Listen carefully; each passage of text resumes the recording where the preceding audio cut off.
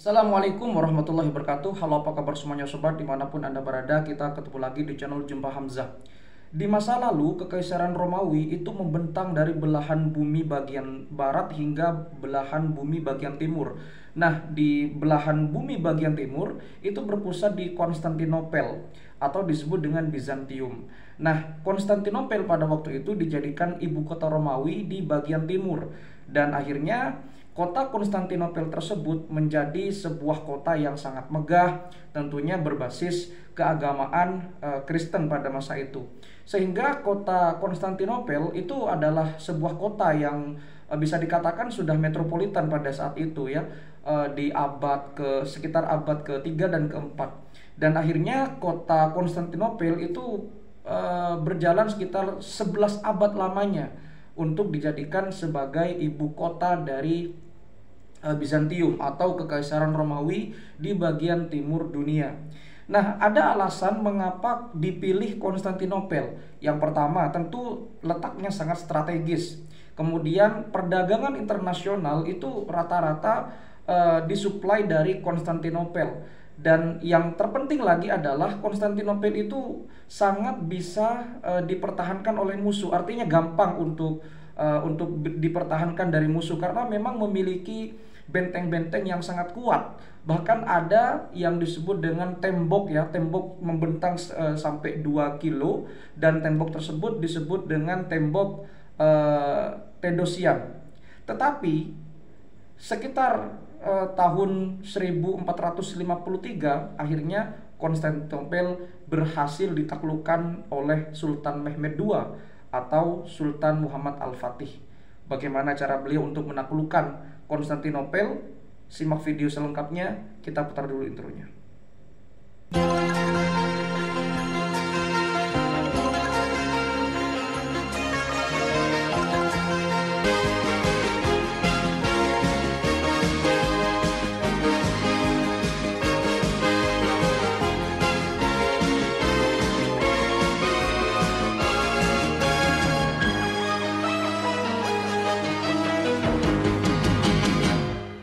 Jauh sebelum Sultan Mehmed II atau Sultan Muhammad Al-Fatih menaklukkan Konstantinopel, Nabi Muhammad SAW pernah memprediksi bahwa Konstantinopel akan jatuh ke tangan umat muslim.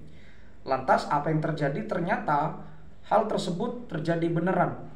Tepatnya di tahun 1453 tanggal 29 Mei, secara mengejutkan, Konstantinopel yang begitu kuat berhasil ditaklukkan oleh umat Islam. Dalam hal ini adalah Muhammad Al-Fatih atau Sultan Mehmed II. Ya, Muhammad Al-Fatih merupakan sebuah sebutan ya, karena Al-Fatih tersebut adalah kosakata bahasa Arab yang berarti sang penakluk.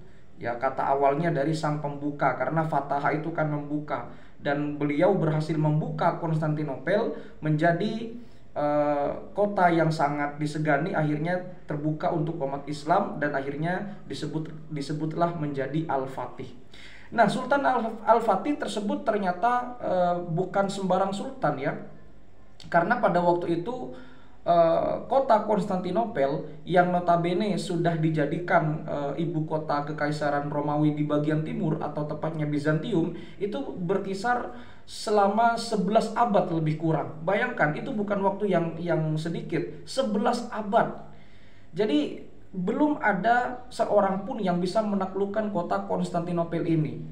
Ya, salah satunya karena memang kota Konstantinopel itu memang basis keagamaan Kristen, kemudian pusat perdagangan internasional, dan memiliki tembok-tembok ataupun benteng-benteng yang sangat tangguh.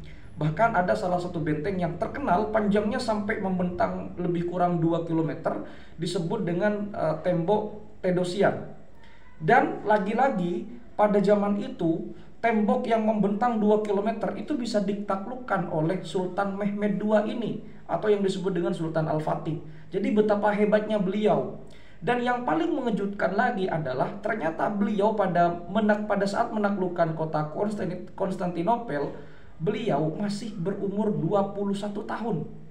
Jadi betapa mudanya beliau. Dan pada waktu itu beberapa penguasa di beberapa negara tetangga itu ragu terhadap kemampuan Sultan Mehmed ini. Tapi apa yang terjadi di usia yang menginjak 21 tahun, beliau ternyata bisa menaklukkan kota Konstantinopel.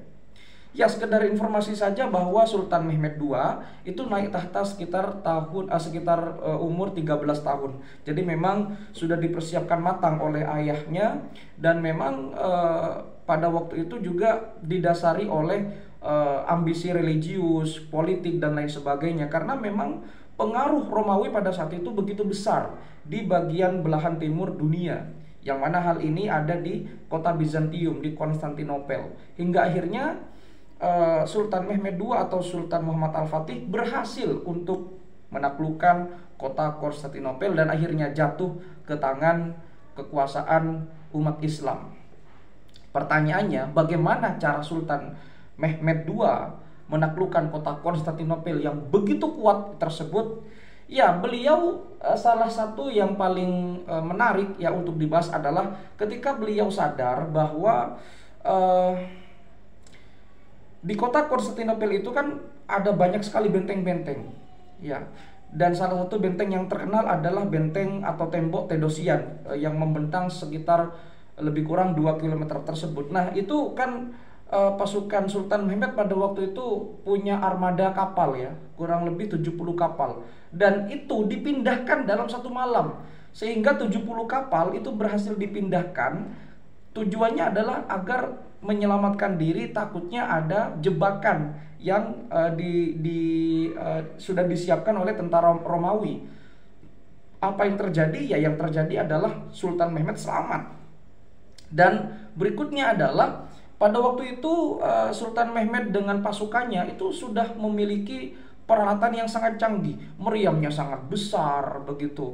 Kemudian daya jangkaunya juga lebih luas. Dan ini yang membuat tentara Romawi ketar-ketir dengan pasukan yang dipimpin oleh Sultan Muhammad Al-Fatih ini.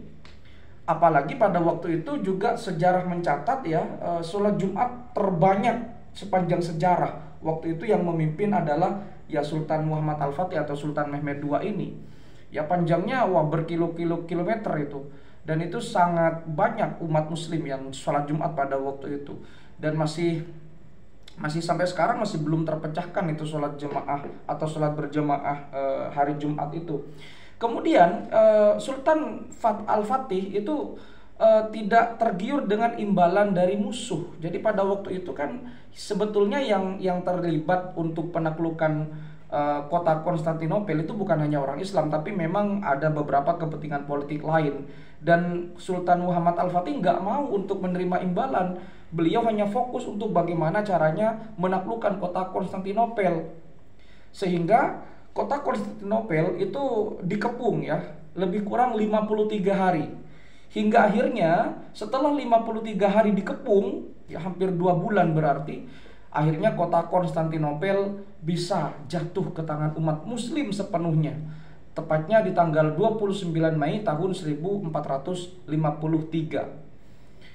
Dan ini mengubah pandangan sejarah bahwa pada saat itu kota Konstantinopel yang begitu kuat dengan tembok-tembok benteng yang sangat padat, sangat sangat solid untuk ditembus, pertahanannya sangat begitu kuat, begitu rumit, pasukan Romawi bisa ditaklukkan oleh seorang sultan yang baru berumur 21 tahun.